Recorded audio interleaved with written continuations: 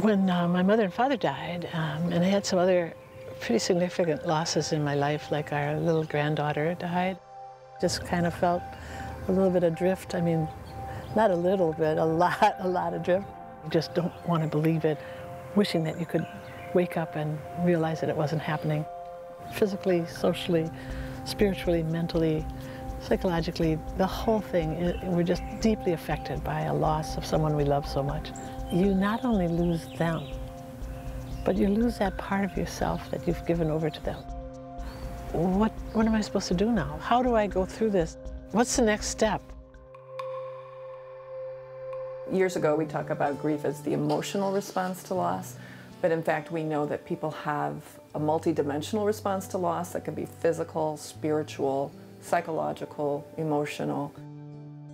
It's just a normal human response to a great sense of loss and change in our lives. A long time ago, there weren't really a lot of support mechanisms for persons who are grieving. There wasn't any hospice, or weren't any support groups, or wasn't very much written about grief and bereavement, and grief and loss are part of our lives.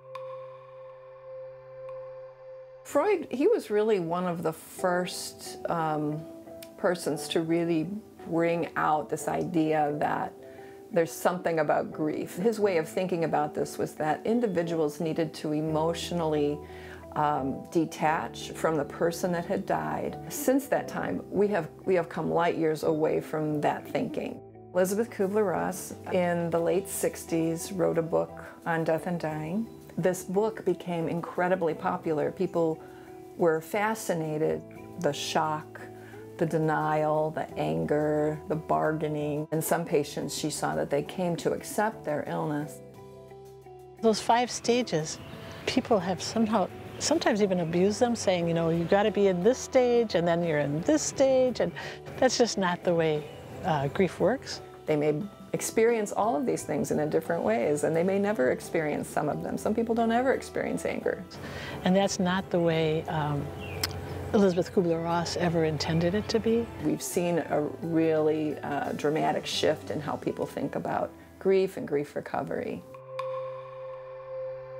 Research now is showing that most people are incredibly resilient and have the kind of support in their life to grieve and then integrate that loss into their life and to function very well. William Worden developed the task-based model of grief. He says that basically there's 4 things that you need to do to successfully go through a grieving process. One, to accept the reality of the loss.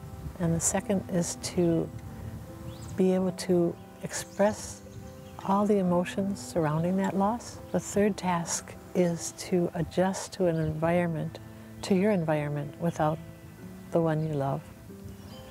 And the fourth task is to create within yourself a place of keeping for their spirit and go on without them. And this can happen all at one time, or it can happen a little bit phased into things, but it's kind of a messy process. It's not real discrete.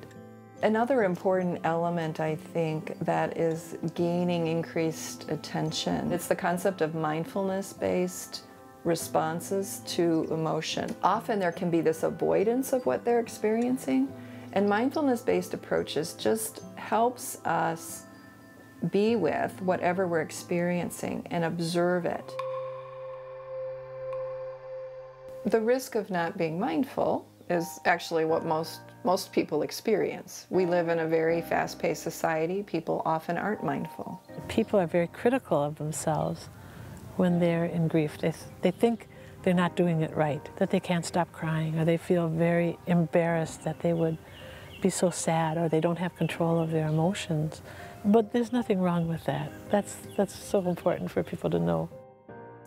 Real work of grief is, how do you go on and reconstruct a life of meaning? There's so many losses in our lives that we have that really create a great deal of grief. And death is just one of them that we talk about. You know, someone can lose a job and they've had multiple losses entailed in that loss of that job. It's not just the death of that person, which is enormous for people, but it's a myriad of other losses that go on in the midst of that. If the individual has trouble functioning, their relationships are affected, they're unable to really work or perform the kinds of things they need to survive, and they feel like they're stuck, then we say those people have a more complicated form of grief and they may need intervention. People who ruminate a lot about the past, they tend to have more complicated grief. Anyone who's had a grief experience can tell you all of the things that others say to them that are actually not helpful.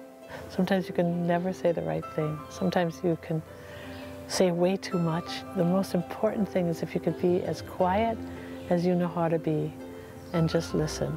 Probably the most helpful thing if I'm with someone who's grieving is to be present with them. I am a pretty big advocate of support groups for bereavement.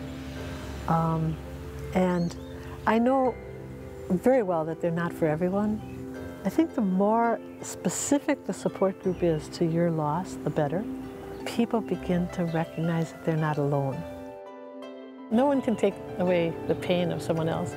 It's really inappropriate to even, try to.